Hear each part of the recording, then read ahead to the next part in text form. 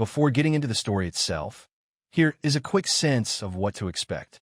Picture a boy whose entire social life exists inside a Discord server and whose only real skill is being exceptionally good at a game similar to League of Legends. One day, he wakes up in another world. Except unlike the usual version of that story, he wakes up already married. His wife happens to be the queen of the demon tribe. She also happens to have just lost her powers and her kingdom in rapid succession. In this world, magic and swordsmanship are not the only tools available. With a magic stone and the right knowledge, a person can materialize almost anything from pure thought. Armed with that possibility, our hero and his extremely dangerous wife must fight to reclaim everything that was taken from her. The path toward that goal wins through a universe that is vast, layered, and strange, and the journey is about to begin. In a desolate stretch of scorched and broken earth, something enormous announces its arrival by cracking the ground beneath its feet. This creature belongs to the enchanted race, classified under the malleable body designation, rated at danger level B. It is screaming, not in pain exactly, but with the blind fury of something that has been cornered. Behind it, a figure appears, and the creature flinches backward. Then a boy with blue hair charges in from the side, power gathering in his fist with focused urgency. This ability is called the Ancestral Fist, and the idea behind it is simple. Concentrate force into a single explosive point and detonate it on impact. He throws the punch. It connects. And because the creature's body is soft and gelatinous by nature, the impact simply absorbs into the flesh without transferring any real damage, like hitting a bag filled with water. He realizes this immediately, which does nothing to improve the situation. The monster is furious.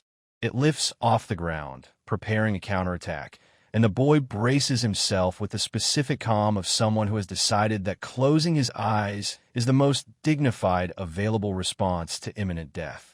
What he hears instead of his own destruction is a series of sharp, cutting sounds. He opens his eyes. A purple-haired girl stands between him and the creature, which has been sliced into several pieces with the casual efficiency of someone dividing fruit. She does not look at him warmly. She tells him, in a tone that communicates both competence and irritation, to step back immediately. He thanks her. He means it. The relief lasts approximately as long as it takes the creature to begin reassembling itself. Its malleable body regenerates without apparent difficulty, and the boy, already exasperated, demands to know whether every attack in existence is useless against this thing. A third figure arrives, someone carrying a magic spear, and advises against physical approaches entirely, having apparently assessed the situation with more analytical distance than the other two. The blue-haired boy glances over at the spear carrier and says it's about time, that it's been a while, with the relaxed tone of someone greeting an old colleague. The purple-haired girl tells him to shut up. He begins completing a magic circle. The ability he is preparing is called Empowerment of the God, and within it he deploys a secondary technique, New Layering Chain. From the completed circle, multiple magical chains emerge and surge outward, wrapping themselves around the creature's limbs and pinning it to the ground. The monster screams and thrashes, but the chains hold. In the background, the spear carrier activates his own ability and sends electricity surging through the golden chains, converting the entire binding structure into a massive conductor. The accumulated charge is enormous, enough, watching it build, to suggest that the creature might simply cease to exist. It has not ceased to exist. When the light clears, it is still alive, still chained, completely drained of energy, but stubbornly present. It finds some final reserve of strength, shatters the chains, and collapses to the ground. The mage observes, with professional concern, that the creature has apparently been consuming organisms from across the barren region, and that its actual threat level is higher than its classification suggests. Before he can finish the thought, he tells them to retreat, not because of the creature on the ground, but because of what it is about to do. From inside the collapsed monster, something begins to emerge. This new entity is called the demonic fetus of consummation. a parasitic class monster rated at danger level S. It is newborn, and it is already targeting them. It raises its head and fires. The beam that comes out is extraordinarily dense, packed with images that appear, on closer inspection, to be faces screaming and twisting in silent agony. The power behind it is sufficient to obliterate several of the region's rocky formations without apparent effort. The blue-haired boy, watching mountain ranges simply cease to exist in the beam's path, observes with tired frustration that everything around here always ends up getting destroyed. Then he notices something above them. The fetus notices it too. Something is moving beyond the moon, a shape resolving itself into something that resembles medieval armor, hovering in the upper dark. The mage shouts for everyone to get behind him, identifying whatever this is as something that should be treated with extreme caution. Even the fetus, for all its newborn aggression, looks uncertain. The armored figure begins gathering power, a deep purple that has the dense quality of antimatter, shaped into a cross.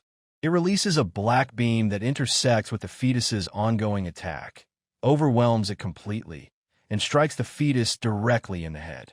The impact produces a crater so large that the mage's emergency shield is the only reason the group survives the resulting shockwave.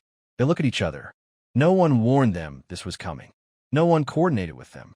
The nature of the power that just intervened is unclear. Then, from the settling dust, a purple boot steps into view. The figure that emerges is a demon woman, and she delivers her verdict on what just happened with complete composure. Killing that fetus was trivially easy. The real reason she is here is because her queen was needed, and since arriving in this world her thoughts have been disorganized. She looks at the blue-haired boy and tells him that the title of Chosen One, the person prophesied to save this world, apparently belongs to someone who still has a great deal to learn. She approaches him, studies him for a moment, and says that there is much left to teach him, and that only once he has learned it will he truly become the king of this realm. The boy processes this with the expression of someone who knows, from extensive reading, exactly what kind of story he has walked into. It has been a few months since he woke up in this world and found himself, without any clear explanation, already holding the title of its ruler. And this woman, standing before him now, with unmeasurable power and complete authority, is his wife. Her name is Isabella, and she is the queen of the demon tribe. She explains the structure of the world for his benefit and for anyone else present who needs the context. The territory, known as the Yexe region, contains multiple tribes. Among all of them, two stand above the rest in terms of power: the human tribe and the demon tribe. Centuries ago, competition over natural resources escalated into war between them. Over time, both sides exhausted themselves. The human tribe asked for peace first. The demon tribe deliberated and then agreed. Isabella Osa herself, seventh descendant and reigning queen, signed the treaty. On planet Earth, at roughly the same historical moment, a boy is winning a ranked game. His teammates acknowledge his performance with varying degrees of disbelief and admiration. He has just secured a pentakill, again, and someone points out that he managed it without playing particularly seriously. He tilts his juice box back, drains it, and mentions that the only imperfection in his game was a single gank in mid lane. His name is Shangi. His parents have been working abroad for years. He has no friends. He has spent his entire summer in his apartment doing exactly two things: drawing and playing games. He assumed this pattern would continue until summer ended. He never imagined it would be interrupted by anything. He closes his eyes to nap. When he opens them, his ceiling looks different, unfamiliar, wrong in ways he cannot immediately specify. He registers a woman staring at him from short distance and reacts with the reasonable alarm of someone who has found a stranger in what he believes to be his bedroom. She calls him an idiot and informs him that this is not his bedroom, or his house, or his anything. He takes a slow look around. He asks what this place is, and then wonders, not entirely seriously, whether he has been playing long enough to start hallucinating. He hits himself in the face to test the theory. It hurts, which argues against it. Everything around him is too detailed, too textured, too present to be a dream. He observes the other people in the room, their clothing, their bearing, and arrives at the conclusion that he has either crossed into a parallel universe or something comparably unlikely has occurred. The demon woman turns to a priest standing nearby and asks, with the careful skepticism of someone who needs to be certain, whether this boy is truly the one mentioned in the prophecy. The elderly priest explains that the legend is specific. The chosen one bears a magic ring identical to the queen's. The boy listens to this, looks down, and pulls a ring from the chain around his neck. Golden, set with a stone that resembles a ruby. He holds it up and asks if this is what they're talking about. The woman reaches into her clothing and produces an identical ring. She grabs the front of his coat and demands to know why she can detect absolutely no magic in him whatsoever. She adds, with some force, that he also registers as human, which is a separate problem. He explains, genuinely and without guile, that he doesn't understand what she's talking about, and that he bought the ring from a street vendor. The silence that follows is heavy. She turns to the priest and asks, loudly, whether something went wrong with the summoning spell.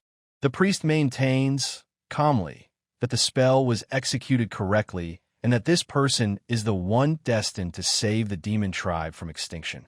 The boy, finding himself at the center of an argument he was not consulted about, asks if someone could explain what is happening and who these people are.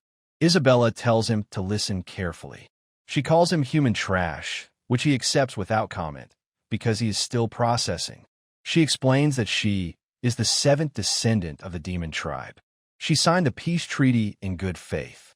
What no one anticipated was that High Commander Lillian had been negotiating a separate arrangement with other human factions, and that the treaty signing had been engineered as an opportunity. When Isabella was unarmed and unprepared, they struck. Lillian used a form of magic that no one has fully identified or understood since, and she extracted a large portion of Isabella's power directly. The only reason Isabella survived was because 4 of her personal guards sacrificed themselves to protect her. Even now, her continued survival depends on the few who remain.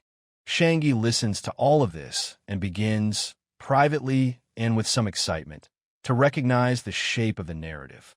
He has read enough stories and played enough games to identify the structure immediately.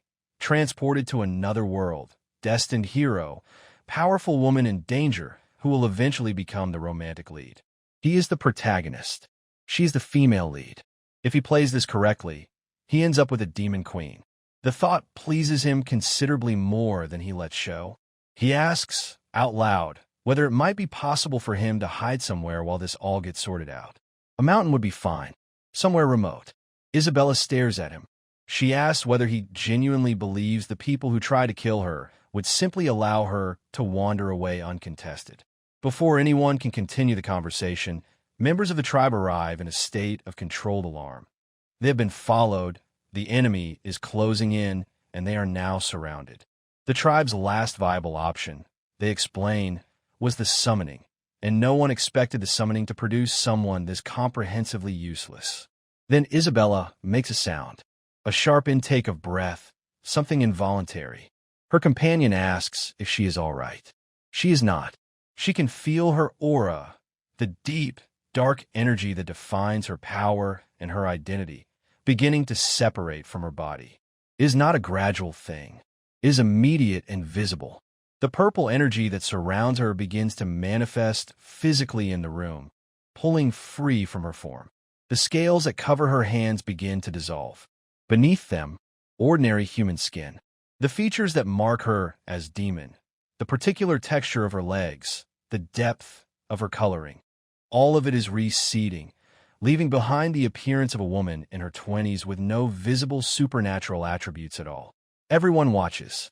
The boy, attempting to process this, notes somewhat helplessly that even reduced, the proportions of everyone present remain impressive. Isabella looks at her own arms with something approaching horror. She asks why her body is changing. The priestess says it is likely a consequence of the earlier magical extraction. The loss was greater than understood, and now it is completing itself. Isabella's body is conforming to the level of power she actually possesses, which is currently very close to that of a regular person. One of the subordinates looks at the boy and decides he is responsible.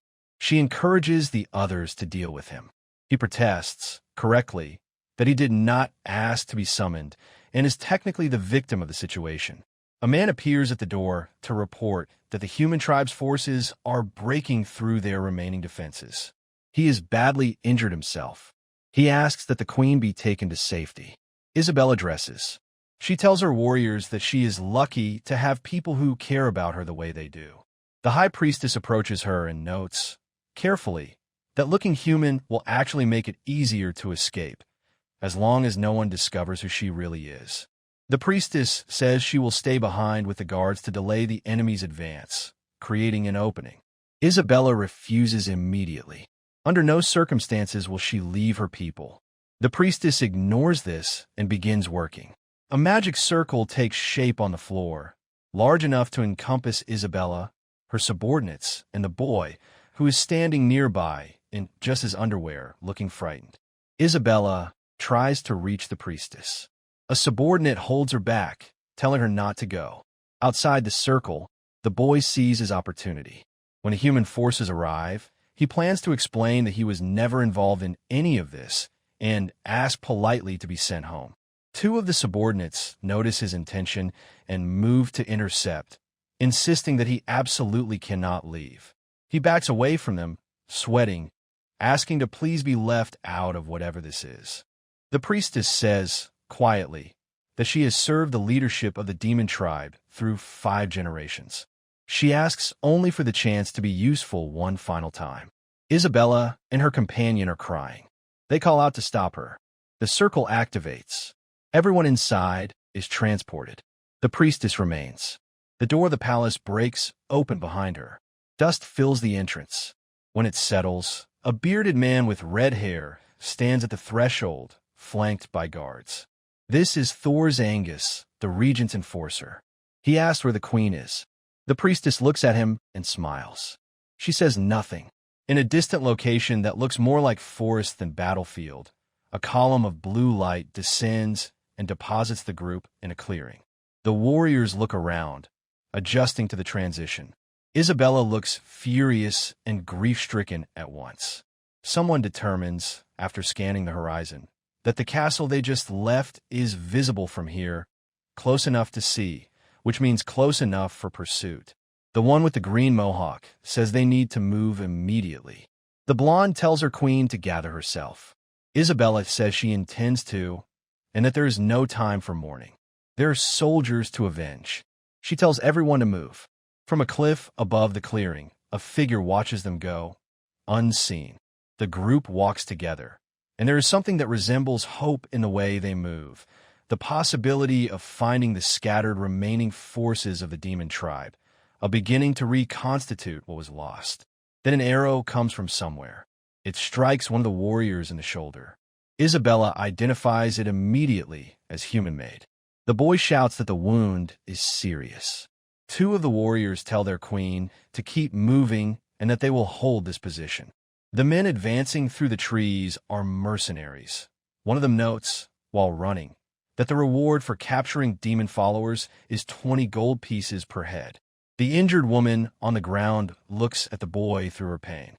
She asks him to promise one thing: protect the queen. It is her last request. He says, nervous but certain. Leave it to him. He grabs Isabella's wrist and pulls. She yanks her arm back and says she will not run while her people are dying. He argues that she will accomplish nothing by fighting in her current state except adding herself to the list of casualties. She says she would rather die than abandon them. He shouts at her. He tells her to stop pretending this is noble. If she goes back and gets killed, every sacrifice made for her becomes meaningless. She can only avenge the fallen by staying alive. If she dies, she cannot avenge anyone, because dead people have no agency. She looks back at the battle. She watches her people being overwhelmed. Her face breaks open in a way that has nothing to do with composure or dignity. She is crying openly, moving forward because she has decided he is right, even though it is costing her something enormous to act on it. Then a soldier appears directly in front of them, grinning. They're surrounded on three sides. The soldiers examine them with curiosity rather than urgency.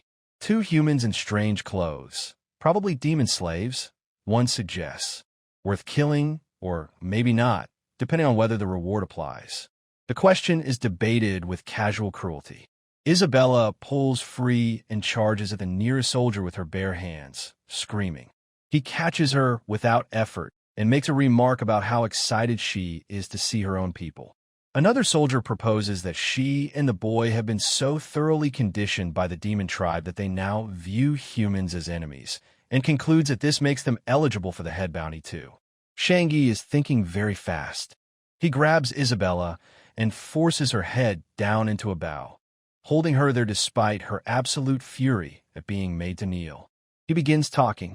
He tells the soldiers that there has been a misunderstanding, that neither of them was ever loyal to the demon tribe, that she was captured young, that she has spent years being psychologically tormented by the demons to the point where it left lasting damage, that they were both victims of prolonged coercion. He describes her not as a queen, but as a traumatized young woman who can no longer distinguish friend from enemy. He is warm and slightly pathetic and entirely convincing. Through the hand forcing her head down, Isabella communicates her opinion of this through sheer muscular tension. She tells him, barely audible, that she's going to kill him for making royalty kneel. He whispers back that she cannot currently break free from a regular soldier, and that if she values living through the next 5 minutes, she needs to stop talking. The lead soldier appears uninterested in any of this. He does a quick count of the people available to split the reward and decides the math is more interesting than the story. He draws his sword. Then a voice from horseback tells him to stop. The soldier turns, and his confidence evacuates immediately. On a horse behind them is a long-haired man whose white cloak and bearing identify him as someone with considerably more authority than the people currently holding swords. This is Sophia, the leader of the White Dragon Knights. He says he heard everything. He tells the soldiers to find their commanding officer and leave. The soldiers argue, briefly, about comparative authority between squads. Sophia draws his sword and reminds the lead soldier that regardless of squad hierarchy, he personally has authority to execute anyone present if he finds cause. The soldier understands and departs with his unit, abandoning their intended victims without a second glance. The boy watches them go. He notes, quietly, that the soldiers who wanted to kill them have been replaced by a stranger who is also carrying a sword. Sophia dismounts and introduces himself. He asks when they were captured by the demon tribe.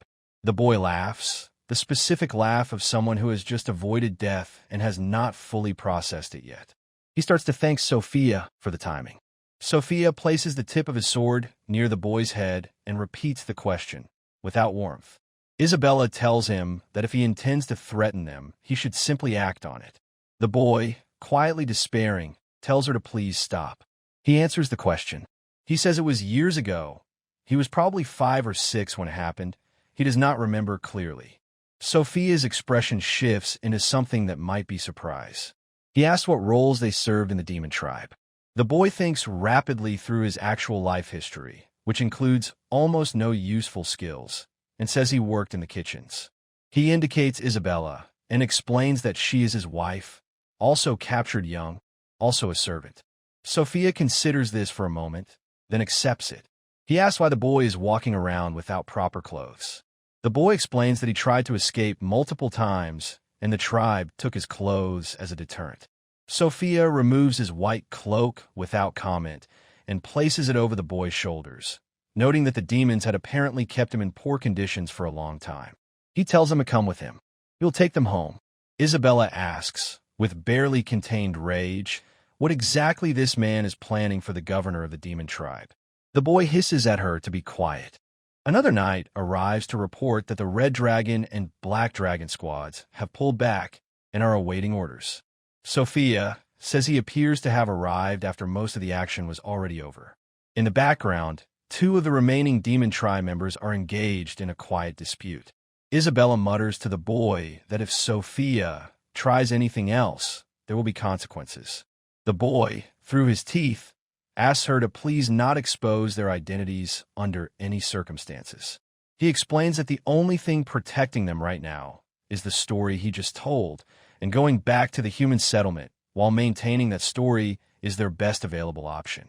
Getting discovered and killed in this field will not help anyone. Isabella points out, still furious, that returning to human territory makes getting back to the demon planes significantly harder. He tells her she's not wrong, but that being killed in a field makes getting back to the demon planes impossible, which is worse. Sophia tells them that if they do not need his intervention at the moment, they should be able to return home and asks them to come now. The surrounding knights cheer for the White Dragon Squad with genuine enthusiasm. Sometime later, the knights ride through the gates of the human capital. The boy, riding behind Isabella and holding on perhaps more firmly than strictly necessary, looks up at the walls and says they are extraordinarily high. Isabella asks him to loosen his grip. He explains that he has never been on a horse before. This is the capital city of the human tribe, located in the south of the main island, temperate and resource-rich across all 4 seasons, a genuinely comfortable place to live. The walls the boy commented on are called the Iris Walls, reinforced along their length with cannons and defended additionally by high-level mages. As the knights pass through the gates and into the city, people bow in their path. The boy watches this and notes to himself that the clothing here is completely different from anything he saw in demon territory. Sophia turns to the boy and says his name is unusual. He asks if it was given by the demon tribe as a replacement. The boy says yes and thinks privately that it was actually given by his father. Sophia asks if he has no memory of his original name. The boy begins to respond and notices one of the forward soldiers snapping to attention, turning back, calling for his captain. Something is happening ahead. Making their way through the crowd is a group that moves with the particular ease of people who expect others to clear a path. Among them is a young man whose bearing communicates something specific about his social position. He is smiling in the way of people who have never been seriously challenged by anyone. Isabella looks at him and says, based on his clothing, he is probably royalty. The boy says he looks like an idiot. One of the knights, in a strained whisper, asks him to stop talking immediately. This is the regent's son. The boy asks if that makes him more important than Sophia. The knight attempts to explain without attracting attention. The current king is young, and the previous king appointed the regent to govern alongside him before dying. The regent commands the strongest knight in the kingdom. In practical terms, the regent sits above almost everyone. The regent's son, by extension, operates from that same position. Isabella observes, under her breath, that if she still had her power, this person would not be worth noticing. The soldier next to her asks her, in genuine alarm, to please stop saying things like that. The boy tells her that if she says anything else, he's going to smack her. Sophia dismounts and greets the regent's son formally. The young man responds with theatrical warmth. He says he thought it was his father returning, given the opening of the gates, and that he had even prepared a welcome, but apparently it is only the mediocre White Dragon Knights. He says this with the cheerful cruelty of someone who has practiced it. Sophia interrupts him and asks, with careful precision, to be informed of something. His group was sent by the king to sign a peace treaty with the demon tribe. He wants to know why the regent's forces arrived at the treaty location ahead of them. The regent's son explains, easily, that the king decided to have the demon queen killed instead. Sophia asks whether he is suggesting that the king made this decision. The young man smiles and asks whether Sophia is questioning a royal decision. Sophia does not answer immediately. The silence that follows is the kind that contains several things at once. None of them resolved, all of them important, in the shape of a conflict that has been building for much longer than today, beginning to make itself visible.